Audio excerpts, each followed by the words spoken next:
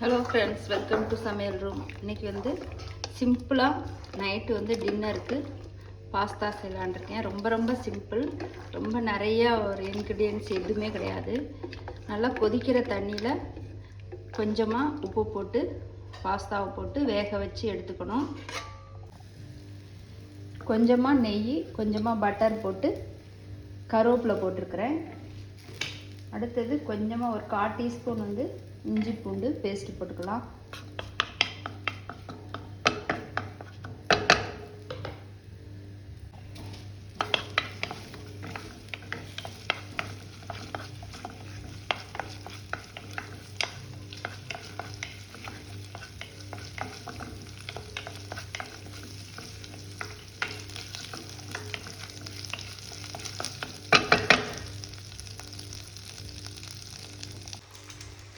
இப்போ இஞ்சி பூண்டு பேஸ்ட் கொஞ்சம் நல்லா ஃப்ரை பண்ணியாச்சு.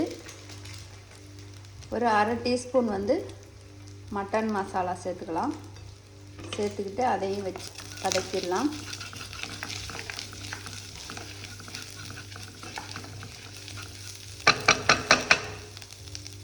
இந்த பாஸ்தாவுக்கு முட்டை 2 போட்டு அதை நம்ம ஸ்க்ரம்பிள் மாதிரி வெறும் பெப்பர் பொடி மட்டும் போட்டுட்டு அதை நல்லா ஸ்க்ரம்பிள் மாதிரி பண்ணிக்கணும். இதை லாஸ்ட்டாக சேர்த்துக்கலாம்.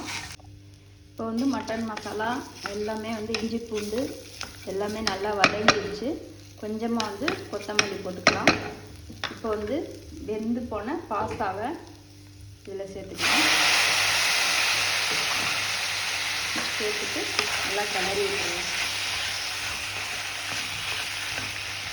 உங்களுக்கு காரம் வேணும்னா மிளகுத்தூள் போட்டுக்கலாம் மேலே. நான் சில்லி பவுடர்லாம் எதுவுமே போடலை. கரம் மசாலா மட்டும், மட்டன் மசாலா மட்டும் ஒரு 1/2 ஸ்பூன் போட்டிருக்கேன்.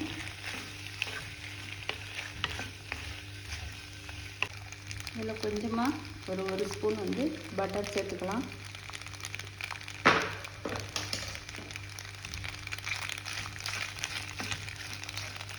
நல்லா மிக்ஸ் பண்ணிடணும்.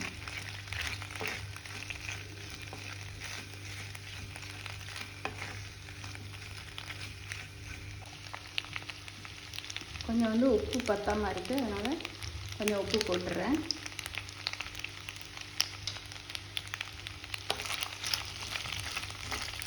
மிக்ஸ் பண்ணிடலாம்.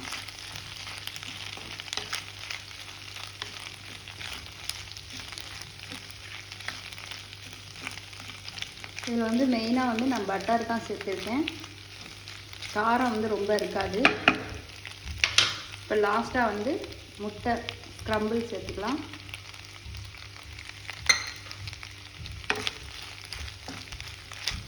அவ்வளோதான், ரெடி ஆயிடுச்சு. கொத்தமல்லி கொஞ்சமாக தூவிக்கலாம் லாஸ்ட்டாக. பட்டர் பாஸ்தா ரெடி ஆயிடுச்சு. ரொம்ப சிம்பிள். நீங்களும் செய்து சாப்பிட்டு பாருங்கள். இந்த வீடியோ பிடிச்சிருந்தா லைக் பண்ணுங்கள், ஷேர் பண்ணுங்கள், கமெண்ட் பண்ணுங்கள். மறக்காமல் சமையல் ரூமுக்கு சப்ஸ்கிரைப் பண்ணுங்கள். Thank you friends.